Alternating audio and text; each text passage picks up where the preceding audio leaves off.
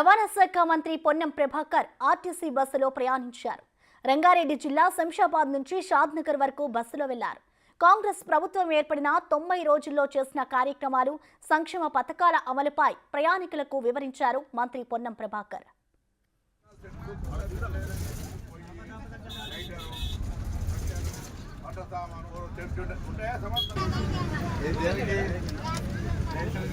Application పెట్టుకుని నిమిషాలు కూడా మళ్ళీ మీకు ఎంపీ ఆఫీసులలో ఎంఆర్ ఆఫీసులలో అప్లికేషన్ పెట్టుకుంటాం.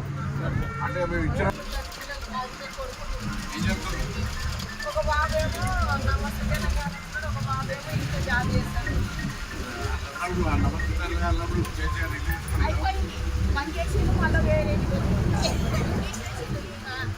लगा है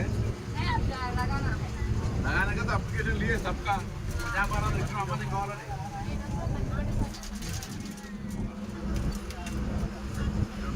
ड्राइवर डिस्टर्ब लेना నిమిషంలో సస్పెండ్ చేస్తాను ఆయన.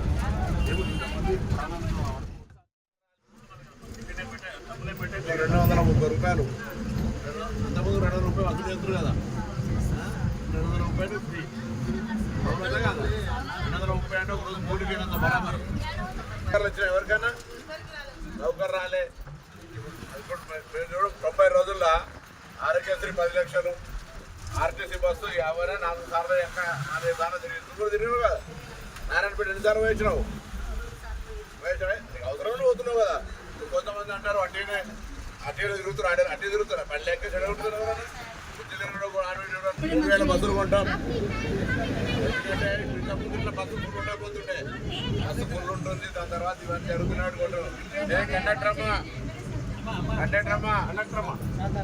ఇక్కడ